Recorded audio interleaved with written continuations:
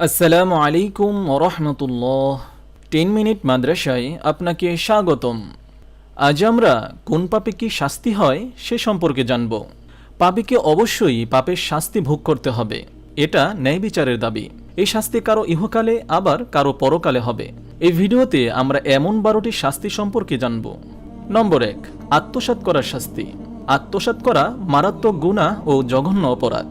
মালিক ক্ষমা না করলে এ গুনাহ আদৌ ক্ষমা হবে না, তাকে অবশ্যই জাহান্নামের অনলে জ্বলতে হবে।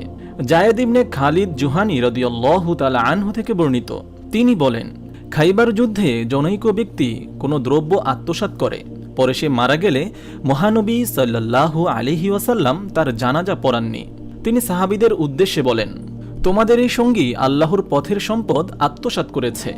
বর্ণনাকারী বলেন, আমরা তার জিনিসপত্র তল্লাশি করে তাতে একটি রেশমি বস্ত্র পেলাম, যার মূল্য হবে 2 দিরহাম। তিরমিজি। নম্বর 2, ব্যভিচার করার শাস্তি।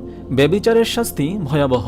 হাদিস শরীফে এসেছে, ব্যভিচারের মন্দ পরিণাম 6টি, 3টি দুনিয়াতে আর 3টি আখিরাতে। দুনিয়ার 3টি হল সৌন্দর্য নষ্ট হওয়া, দরিদ্রতা, অকাল মৃত্যু। আর আখিরাতের 3টি হল আল্লাহর অসন্তুষ্টি, হিসাব নিকাশের কঠোরতা ও জাহান্নামের কঠিন শাস্তি। আল্লাহ তাআলা ইরশাদ করেন, তোমরা ব্যভিচারের নিকটবর্তী হইও না, কারণ তা অশ্লীল ও নিকৃষ্ট আচরণ। সূরা বনী ইসরাঈল আয়াত 32। রাসূলুল্লাহ সাল্লাল্লাহু আলাইহি ওয়াসাল্লাম বলেন, কোনো মানুষ যখন ব্যভিচারে লিপ্ত হয় তখন তার ভেতর থেকে ঈমান বের হয়ে যায় এবং এটি তার মাথার ওপর মেঘখণ্ডের মতো ভাসতে থাকে। অতঃপর সে যখন তওবা করে তখন ঈমান আবার তার কাছে ফিরে আসে। আবু দাউদ হাদিস নম্বর 4690। তিনি আরও ইরশাদ করেন, যে ব্যক্তি ব্যভিচার করে বা শরাব পান করে, আল্লাহ তাআলা তার ওপর থেকে ঈমান ছিনিয়ে নিয়ে যান, যেভাবে মানুষ মাথার দিক দিয়ে জামা খুলে নেয়। মুস্তাদরাকে হাকিম খণ্ড নম্বর 1 পৃষ্ঠা নম্বর 22। নম্বর 3, পরিমাণ ও ওজনে কম দেওয়ার শাস্তি। পরিমাপে ও ওজনে কম দেওয়া নিষেধ। এটি জঘন্যতম খেয়ানত ও গুনাহে কবিরা। এর ফলে আল্লাহ তাআলা ফসলের উৎপাদন কমিয়ে দেন ও দুর্ভিক্ষ দেন। আল্লাহ তাআলা ইরশাদ করেন, দুর্ভোগ তাদের জন্য যারা মাপে কম দেয়, যারা মানুষের কাছ থেকে ওজন করে নেওয়ার সময় পূর্ণ মাত্রায় গ্রহণ করে, আর যখন মানুষকে মেপে কিংবা ওজন করে দেয় তখন কম দেয়। সূরা মুতাফফিফিন আয়াত 1 থেকে 3। মহানবী সাল্লাল্লাহু আলাইহি ওয়াসাল্লাম যখন হিজরত করে মদিনায় যান তখন সেখানে আবু জুহাইলা নামক এক ব্যবসায়ী ছিল। তার দোকানে ছিল 2টি দাঁড়িপাল্লা। একটি দিয়ে সে অন্যের জিনিস মেপে রাখত আর আরেকটি দিয়ে মানুষকে মাল মেপে দিত। তার প্রসঙ্গে উল্লিখিত আয়াত নাজিল হয়। রাসূলুল্লাহ সাল্লাল্লাহু আলাইহি ওয়াসাল্লাম একদা পরিমাপকারী ও দাঁড়িপাল্লা দ্বারা ওজনকারী ব্যবসায়ীদের বলেন, তোমাদের উপর এমন 2টি জিনিসের দায়িত্ব অর্পণ করা হয়েছে, যে জিনিসদ্বয়ের দায়িত্ব পালনে অবহেলা করার কারণে তোমাদের আগের উম্মত ধ্বংস হয়ে গিয়েছিল। তিরমিজি। তিনি আরও ইরশাদ করেন, বিচার দিবসে অসৎ ব্যবসায়ীদের হাসর হবে ফাসিক, কাফির ও বদকারী হিসেবে, তবে তাদের মধ্যে যারা মুত্তাকি, পূর্ণবান ও সত্যবাদী তাদের এমনটি হবে না। তিরমিজি। নম্বর 4, বিচার কার্যে অসততা করার শাস্তি। অন্যায়, দুর্নীতি ও অসততা সর্বদা হারাম ও মারাত্মক অপরাধ। বিচারক সেজে বিচার কার্যের দুর্নীতি করা আরও জঘন্য অপরাধ।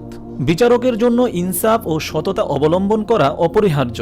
মহানবী সাল্লাল্লাহু আলাইহি ওয়াসাল্লাম বলেছেন, যে শাসক আল্লাহর নাজিরকৃত বিধান অনুসারে বিচার করে না, আল্লাহ তাআলা তার নামাজ কবুল করেন না।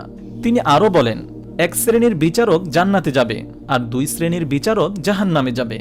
যে বিচারক জান্নাতে যাবে সে হলো এমন বিচারক যে সত্য ও ন্যায়কে যথার্থ উপলব্ধি করে এবং তদনুযায়ী বিচার করে। পক্ষান্তরে যে বিচারক সত্য যথার্থ উপলব্ধি করেও ইচ্ছাকৃতভাবে অন্যায় রায় দেয় সে জাহান্নামী। তদরূপ যে বিচারক সত্যকে যথার্থ উপলব্ধি না করে সেও ইচ্ছা অনুযায়ী রায় দেয় সেও জাহান্নামী। আবু দাউদ। নম্বর 5, প্রতিশ্রুতি ভঙ্গ করার শাস্তি। প্রতিশ্রুতি করলে তা পূরণ করা আবশ্যক। প্রতিশ্রুতি ভঙ্গ করা নিষেধ ও কবিরাহ গুনাহ। আল্লাহ তাআলা ইরশাদ করেন, আর তোমরা অঙ্গীকার পূরণ করো, কেননা প্রতিশ্রুতি পূরণের বিষয়ে তোমাদের কাছে কৈফিয়ত তলব করা হবে। সূরা বনী ইসরাঈল আয়াত 34। মহানবী সাল্লাল্লাহু আলাইহি ওয়াসাল্লাম বলেন, যার মধ্যে আমানতদারি নেই তার মধ্যে ঈমান নেই। অনুরূপ যে ব্যক্তি অঙ্গীকার রক্ষা করে না তার মধ্যে দ্বীন নেই। তিনি আরও ইরশাদ করেন, মুনাফিকের নিদর্শন 3টি: কথা বললে মিথ্যা বলে, অঙ্গীকার করলে ভঙ্গ করে, আমানত রাখলে খেয়ানত করে। অন্য বর্ণনায় রয়েছে 4টি। চতুর্থটি হলো যখন বিবাদ করে গালাগাল করে। সহিহ বুখারী। অতএব প্রতীয়মান হলো যে অঙ্গীকার পূরণের সঙ্গে ঈমানের সম্পর্ক আছে। যার ঈমানের ঘাটতি রয়েছে সে অঙ্গীকার ভঙ্গ করে, আর এর ফলে আল্লাহ তাআলা শত্রুদের তাদের উপর প্রবল করে দেন। নম্বর 6, হিংসা করার শাস্তি। হিংসা ন্যাকগুলোকে ধ্বংস করে দেয়। রাসূলুল্লাহ সাল্লাল্লাহু আলাইহি ওয়াসাল্লাম বলেছেন, তোমরা হিংসা থেকে বেঁচে থাকো, কেননা হিংসা পুণ্যকে এমনভাবে বিনষ্ট করে দেয় যেমনভাবে আগুন কাঠকে ভস্মীভূত করে দেয়। আবু দাউদ। হিংসা থেকে বেঁচে থাকা ফরজ, কারণ তা এমন নীরবনল যা ক্রমে জ্বলে ওঠে এবং মানুষের ন্যাকগুলো ধ্বংস করে দেয়, অথচ মানুষের কোনো খবরই থাকে না যে তার ন্যাকগুলো নিঃশেষ হয়ে যাচ্ছে। নম্বর 7, সুদ খাওয়ার শাস্তি। সুদের 70 ধরনের গুনাহ রয়েছে। তন্মধ্যে নিম্নতম গুনাহ হল স্বীয় মাকে বিবাহ করা, আর সর্বোচ্চ গুনাহ হল আল্লাহর বিরুদ্ধে জিহাদ করা। আল্লাহ তাআলা ইরশাদ করেন, যারা সুদ খায় বিচার দিবসে তারা সে ব্যক্তির মতো দাঁড়াবে যাকে শয়তান স্পর্শ করে পাগল বানিয়ে দিয়েছে।